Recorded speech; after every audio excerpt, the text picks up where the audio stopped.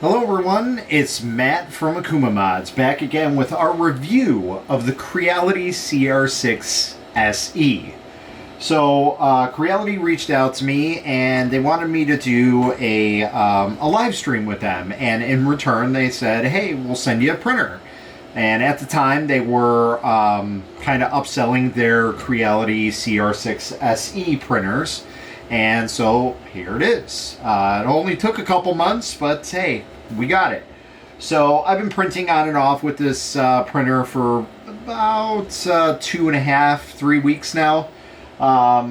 Maybe a little bit less. Could be wrong about that, but either way, maybe it's more about a week actually. Now that I think about it, so I'm losing track of time. Anyway. So just wanted to go over some pointers about the printer. Is it good? Is it bad? What's my point of view on it? So, first off, I wanted to show you guys some test prints that I did with it that I still have. Some of them I've given away, and some of them, I still have here. So, for starters, here's one. This is going to be Baby Yoda. My apologies for the insane lighting on that, but he came out pretty good. Not too bad. I had a little bit of supports here and there, so there are a little bit of, aftermath from the supports, but came out pretty good.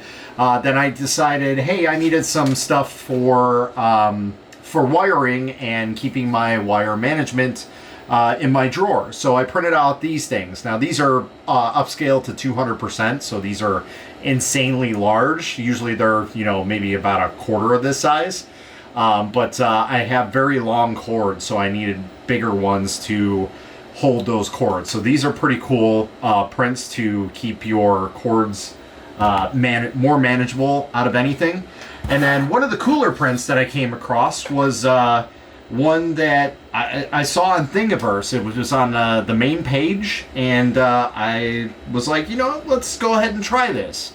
And to be in all honesty, I was a little concerned because usually these type of prints are more made with Prusas in mind because their tolerances are so amazing on those printers, where Crealities are not that great.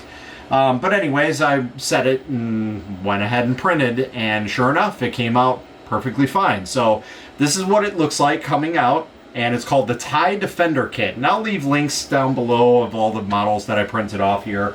And I actually got one going here just to show you guys that the printer is printing and working the way that it's intended to. I actually just finished this one, so I just sent another one on. We're about 38% in, but really, really cool kit. And you basically follow the instructions. And here's one in blue that I printed off, and this one's all ready to go. So this is a TIE Defender Kit. Really, really cool little print. I really, really like this, and it came out pretty good. Even though the filament that I'm using is an Amazon return and basically probably waterlogged, they came out pretty well. I'm actually surprised. There is a little bit of stringing here and there that you see, but that's nothing that I don't expect from something that's probably been sitting out for a couple months. So yeah.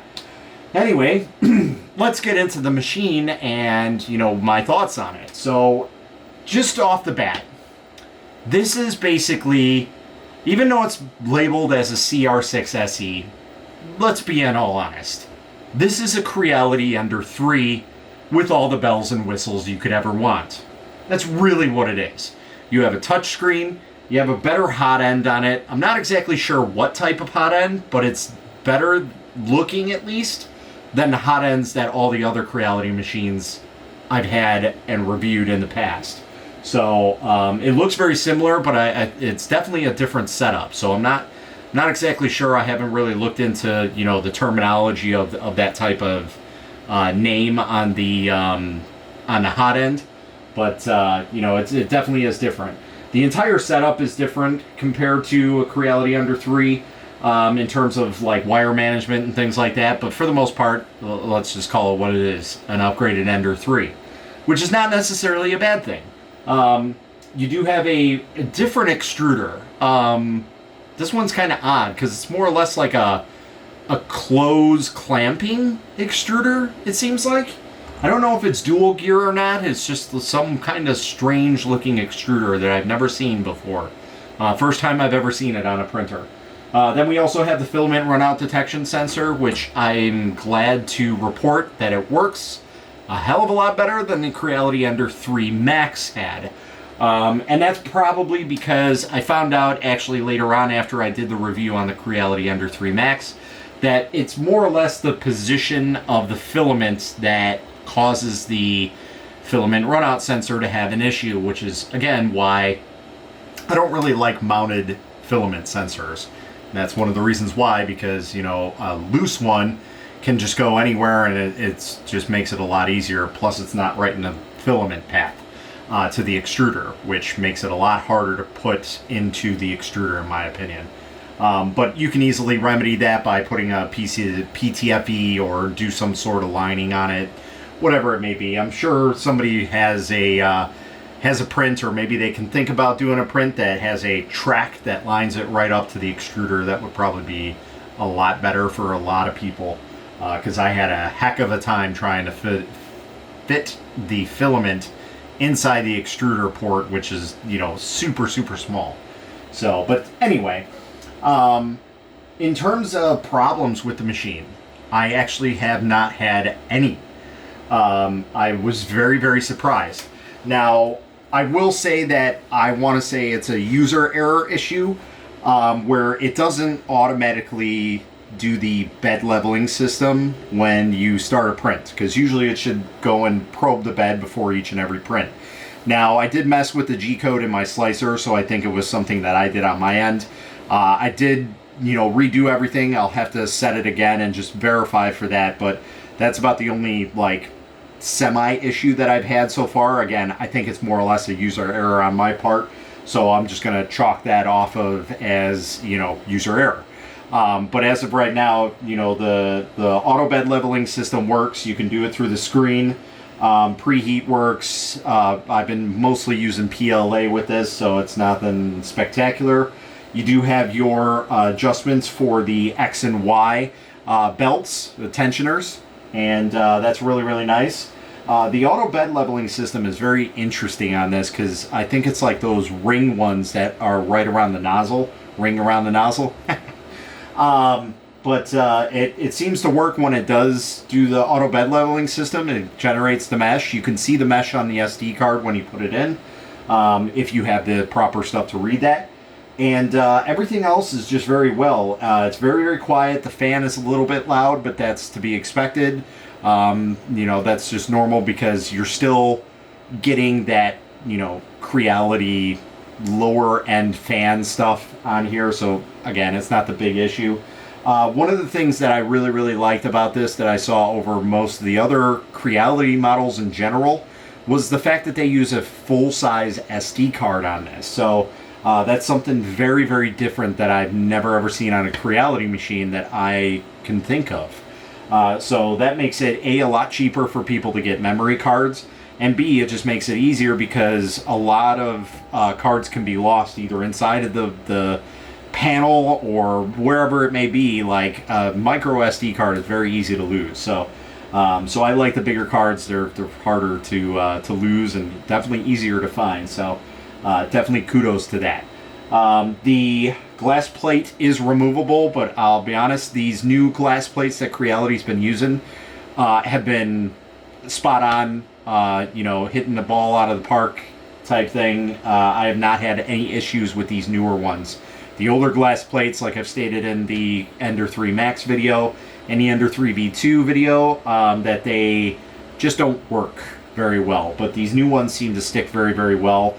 Even though I do have the Aquanet hairspray just in case, I have not really needed to use that. So these been going down very well. Other than that, there's really not much else to say about it. The touchscreen is very nice. Even though I'm not a big fan of touchscreens, they can be kind of problematic at some points. I have not had any problems with it right now, but again, that's a more or less time thing. But responsiveness, it's very nice. It's just as fast as a, you know, encoder knob. And all the menus are right there at your fingertips. Like you have tune, pause, and stop right now. So you can basically lower the Z if you need to, higher it, whatever it needs to, adjust the temperature, pause it, stop it, and go everything from there. So it's been working very, very well so far. And the nice little handle on the top there is a nice thing to have. One great feature about this, and besides the auto bed leveling system, is that they kind of pulled out all the stops on it. Like I said, this is a full balls out Ender 3 in my opinion. So let's just go down the list. Okay, you have a Meanwell power supply, you have auto bed leveling systems, you have a upgraded extruder in a way. Again, it's kind of a weird extruder, but it's definitely better. It seems better, at least. You have a filament runout sensor. You have a glass plate. You have the knobs, which, again, that's kind of more a cosmetic thing in my opinion. It does work, don't get me wrong. But what I mean cosmetic is, like, you can just print these. Like, that's all they are. They're nothing short of plastic. That's all they are. They're nothing spectacular, nothing to write home about. A touchscreen, which, again, is not my personal preference, but I know a lot of people love that stuff. Me using resin printers, I kind of am starting to get more and more into them. But for FDM, it's just kind of weird. Like, it's normal for resin, but weird for FDM, in my opinion. Anyway, moving along. You do actually have a dual Z setup here. Not only that, it is a belt-driven dual Z. So the chances of you getting an unlevel bed at any point in time is very, very much impossible. And that is also because there's no springs on this bed. None at all. These are posts. And in fact, I think they are welded into the bed. So if the machine stops working, it just stops working. Like, you're kind of SOL out of that. Can you swap them out for springs? Maybe. There might be some sort of kit or something that can change that out. I don't know. But as of right now, it's there's nothing out there right now. So, but yeah, those are like just some of the higher end things that I'd like to see on more Creality models, especially the dual Z with the belt link. And you can't really see the belt because it's on the back here, but it does work. It's never been out of sync. And, every machine that I've seen them use like that, like, you can move it around very, very violently, and it'll still go and print right as it did. Whereas, like, if this was a normal regular Ender 3, and you go ahead and you move it from this spot to this spot, you may have to re-level the bed. Most likely you will, but there are the slight off chances that, you might not have to, or you might have to level just a tad, but still, you have to level it in some way. Again, this auto levels by itself, but even without the auto leveler, that alone, that dual Z linking with the belt is a huge, huge plus. I'd like to see that on more Creality machines, along with this auto bed leveling system, because as of right now, this is probably the best one that Creality has made that I've seen so far. It's a stone throw away from the garbage that's on the original CR10 Pro, the other one that's on the Ender 5 Plus, and I think the other ones kind of are working okay now, but yeah, there were some rocky mountains there for a long time that Creality just couldn't get bed leveling down, so I was a little skeptical when I got this, but otherwise, it's probably the best machine that Creality has out on the market. Maybe not price to what it offers, but if you're looking for a one and done or something that's kind of comparable to a Prusa, and that's still kind of a long stretch, okay, for you guys that are Prusa fanboys. I know, I've had a Prusa, it's on a different level, okay, I understand, but in terms of what you get for your price, this is probably a really good bang for your buck. Right now, as I'm looking at it right now on Amazon during this video, it is $469. Again, I'll leave affiliate links down below if you guys want to purchase this. That is a hard pill to swallow, considering, you have the Ender 3 Max, which is about $100 cheaper, and then you also have the CR10 models, which are in the same price range. But again, you're not getting all the bells and whistles with it. So you got to kind of take what you want. Like, do I want a printer that's just going to work and not give me as many issues? Or do I want a printer that's going to print big and maybe give me some issues? So that's something you really got to think about. So that's really where Creality is sitting right now, is like they have machines that are cheaper, that are bigger, but don't offer you as many options. Or you can go with one, like I said, with all the bells and whistles and be one and done kind of thing. So, in my opinion, for the money that you spend on this, yeah, again, it's a little hard pill to swallow, but for $500 or close to it, that's a pretty good sell on in my opinion. Because really, do you need anything else done to this printer? I don't think so.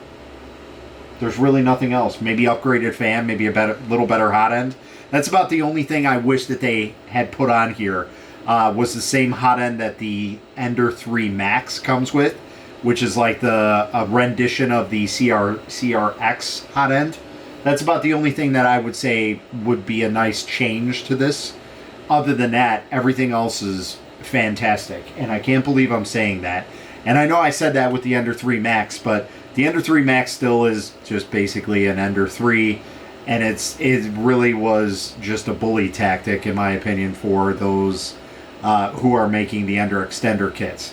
But for the most part, this is a really, really nice addition to the Creality lineup. And I really wish this would just be the gold standard for all their printers from now on, no matter which one it is. Like, if you did this, I don't care what price point you put it at, it's worth it because it works. It finally works. I have not had a single problem with it, except for, like I said, the user error on my part with the G-code setup. That's it. Again, no problems. And that's the first time I've ever said that with a Creality printer. There's always been something wrong with it. These have been printing perfectly fine on this printer, nonstop. I'm amazed. Great job, Creality. Got to give you the little golf clap for it. Make this stuff standard on your printers. I don't really care too much about the touchscreen, but the auto bed leveling, the dual link Z, those two things, put those on all your printers. You have me sold as a customer from now on. That's great. And you know what? Let's even throw in the better hot end, because I think that's also a little thing that makes this machine a little bit more stand out than other Creality machines. So that's just my opinion. If you guys got any questions, comments, concerns, go ahead and leave them down below. If you like the video, go ahead and give it a thumbs up. And if you're not subscribed to the channel, go ahead and hit that subscribe button and hit the notification bell if you guys want to know when I'm going live and unboxing other printers and setting up printers or doing review videos or what have you. Even doing hangouts, we do those all the time. Maybe not so much on the YouTubes, but on the 3D Printing for Noob group, that's my group. So yeah, that's pretty much all I got. Like I said, I'll leave links down below for all the printed models that I showed off here, as well as an affiliate link for the printer if you'd like to purchase it. It'd be awesome if you guys did. And until next time, guys, happy printing.